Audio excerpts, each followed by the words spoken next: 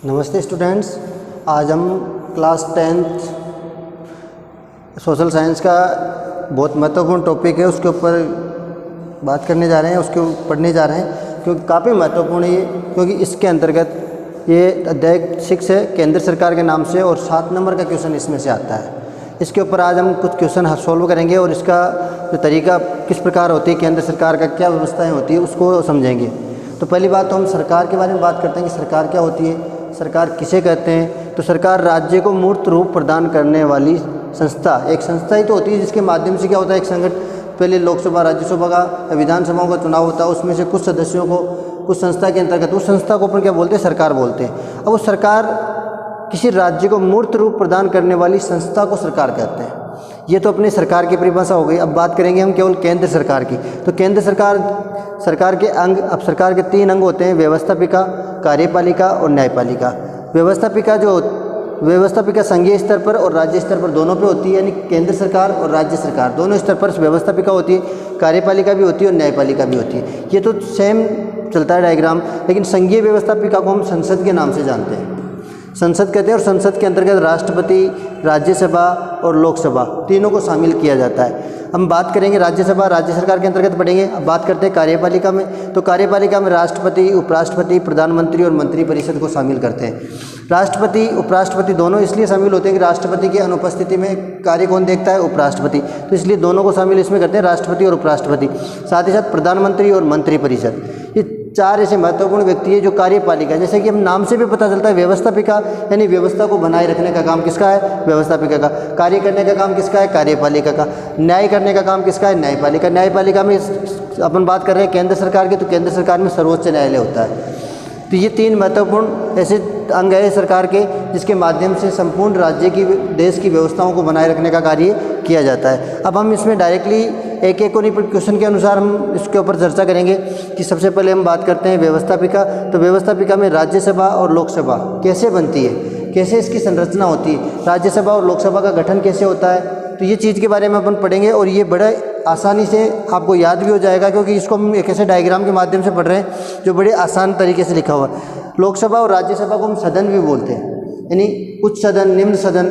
लोकसभा एक सदन है, राज्यसभा भी एक सदन है। तो हम बात करेंगे लोकसभा राज्यसभा की रचना या संगठन। अब इसमें रचना तो इधर दे दी अपन ने कि किस प्रकार से इसका गठन होता है, और इधर लोकसभा और इधर राज्यसभा।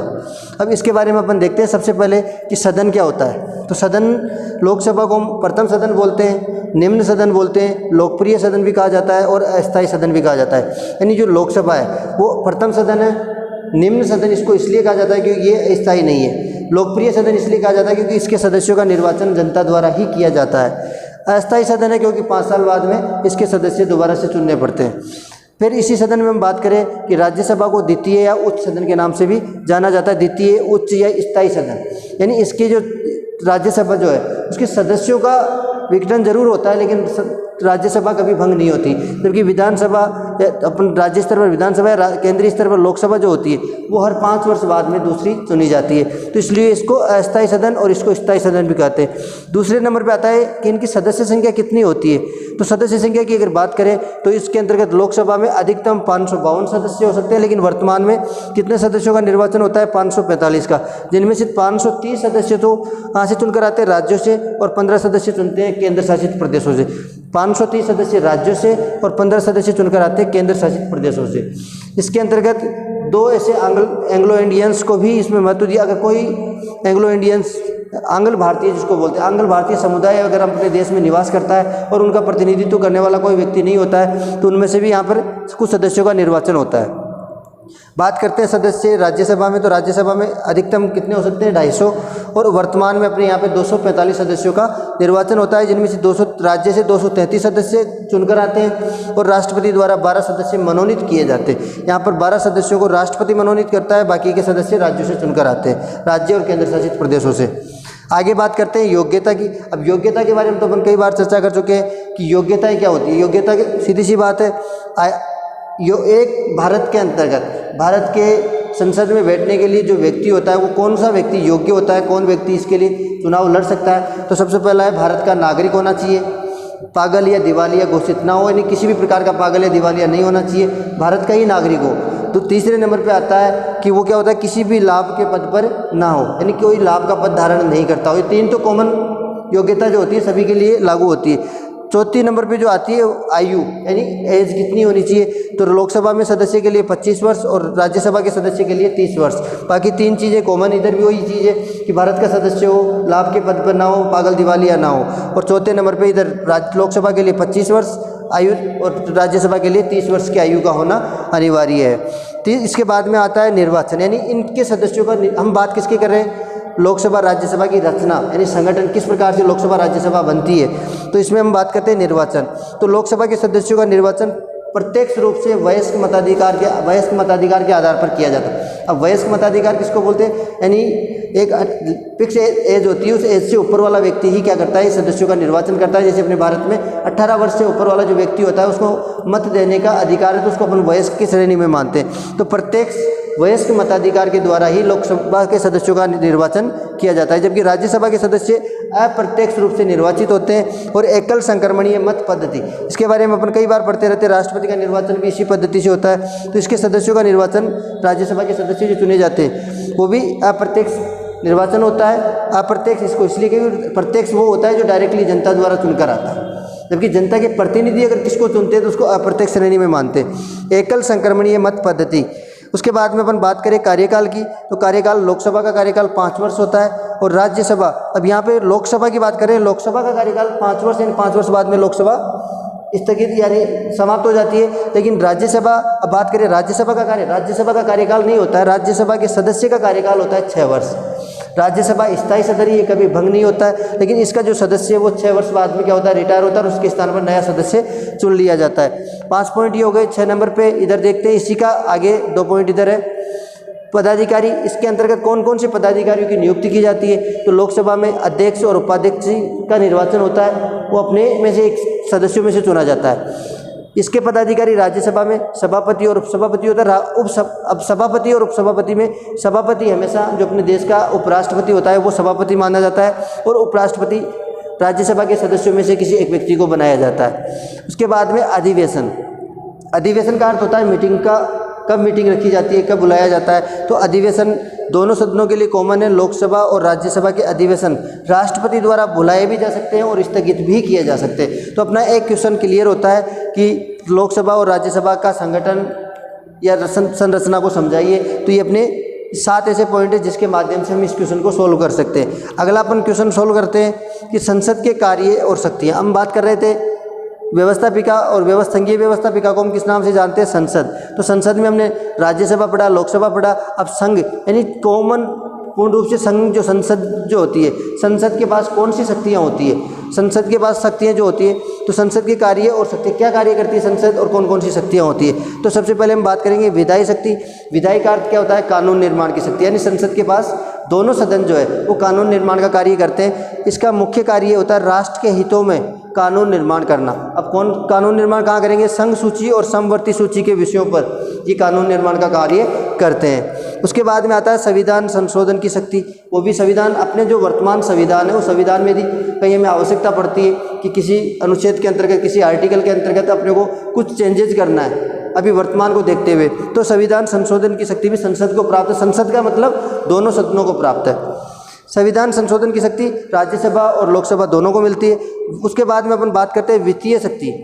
वित्तीय शक्ति, संसद को राष्ट्रीय वित्त पर पूर्ण अधिकार होता है। जो राष्ट्रीय जो देश का जो धन होता है उस धन के ऊपर संसद को पूर्ण अधिकार होता है, और इसीलिए प्रतिवर्ष संसद क्या करती है, राष्ट्रीय आय व्यय का लेखा जोखा भी हर वर्ष प्रति वर्ष निकाला जाता है। तो ये पूर्ण रूप से इसको वित्तीय शक्ति प्रदान। लेकिन इसके अंतर्गत एक बात और हो जाती है कि वित्त जो होता है, बजट प्रस्तुत किया जाता है। देश के आने वाले साल के लिए जो बजट प्रस्तुत करने का अधिकार है वो केवल किसको होता है, लोकसभा को होता है। प्रशासनिक शक्ति। अब प्रशासनिक शक्ति की बात करें तो प्रशासनिक शक्ति का अर्थ होता है प्रशासन किसके नियंत्रण में होता है, कैसे कार्य करता है। तो मंत्रिमंडल केवल, अब जो अपना देश के अंदर मंत्रिमंडल का निर्माण, प्रधानमंत्री मंत्रिमंडल बनाया जाता है वो यहीं से तो बनता है, लोकसभा से। तो लोकसभा के प्रति क्या होता है, मंत्रिमंडल केवल तब तक अपने पद पर रह सकता है जब तक वो लोकसभा का विश्वास प्राप्त हो, यानी लोकसभा में उसका विश्वास है तब तक वो अपने पद पे। यदि लोकसभा का विश्वास खो देता है तो अपने पद से उसको हटा दिया जाता है। फिर उसके बाद में आता है निर्वाचन संबंधी शक्ति। अब हम बात करें बात किसकी कर रहे हैं? संसद की। तो संसद के कौन कौन से निर्वाचन करने का अधिकार है? तो राष्ट्रपति और उपराष्ट्रपति के निर्वाचन का अधिकार दोनों सदनों को प्राप्त है, इसलिए उसको कहा जाता है संसद की शक्ति। यानी संसद, राष्ट्रपति का निर्वाचन और उपराष्ट्रपति का निर्वाचन दोनों का अधिकार इसको है। उसके बाद में आती है विविध शक्तियाँ। विविध यानी कुछ और शक्तियाँ होती है, जिसमें अपन बात करें विविध शक्तियों में राष्ट्रपति, उपराष्ट्रपति, उच्चतम न्यायालय, उच्च न्यायालय के न्यायाधीशों के विरुद्ध कार्यवाही कर उन्हें पद से हटाने का, यानी अपन बात सीधे सीधे बोल सकते हैं कि महाभियोग लगाने का अधिकार इन दोनों संसद को प्राप्त है। संसद के दोनों सदनों को ये। अब किस किस को हटा सकते हैं? राष्ट्रपति को, उपराष्ट्रपति को, उच्चतम न्यायालय, उच्च न्यायालय के न्यायाधीशों को, इनको हटाने का अधिकार इनको प्राप्त होता है। उसके बाद में संकटकालीन स्थिति में राष्ट्रपति शासन 6 माह के लिए लागू होता है, यानी राष्ट्रपति बिना संसद के अनुमति के 6 माह के लिए लागू कर सकता है, लेकिन उसको अगर बढ़ाना हो तो उसके लिए किसकी आवश्यकता होती है? संसद की स्वीकृति की आवश्यकता है, और उसको अधिकतम 1 वर्ष के लिए बढ़ाया जा सकता है। ये 6 महत्वपूर्ण संसद के कार्य और शक्तियाँ, ये क्वेश्चन भी अपना क्लियर होता है। इसको विस्तारित रूप में लिखना है। ये तो केवल मैंने शॉर्ट में आपको बता रखा है कि सारी चीज़ें, 3 पॉइंट टू पॉइंट क्या करना है, इसको विस्तारित रूप में लिखना है, क्योंकि बड़ा क्वेश्चन आता है। जो क्वेश्चन आता है तो 7 नंबर का आता है। उसके बाद में अपन अगला क्वेश्चन, एक और क्वेश्चन हल करते हैं। लोकसभा, और यहाँ पे अपन ने पढ़ा था लोकसभा और राज्यसभा की रचना, संगठन। अब बात करेंगे लोकसभा और राज्यसभा की शक्तियाँ। लोकसभा और संसद की शक्ति और लोकसभा राज्यसभा की दोनों की शक्तियाँ कॉमन होती है। मैंने इन दोनों सवालों को एक साथ इसलिए दिखाया कि इन दोनों के अंदर अधिकतर जो पॉइंट है वो सारे के सारे कॉमन पॉइंट है।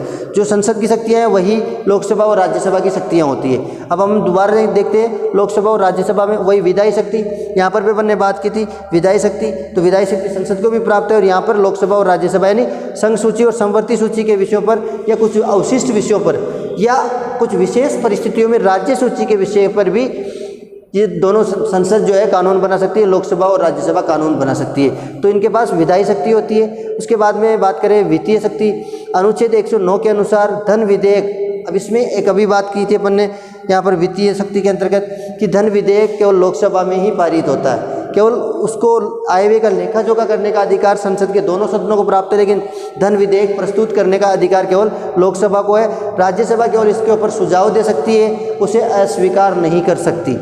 उसके बाद में अपन बात करें कार्यपालिका पर नियंत्रण। यहाँ पर जो अपन बात कर रहे थे प्रशासनिक शक्ति, ये यहाँ पर नाम क्या हो गया? कार्यपालिका। अपन यही तो बात करें कि मंत्रिमंडल कब तक अपने पद पर रह सकता है? जब तक उसको लोकसभा का विश्वास प्राप्त है।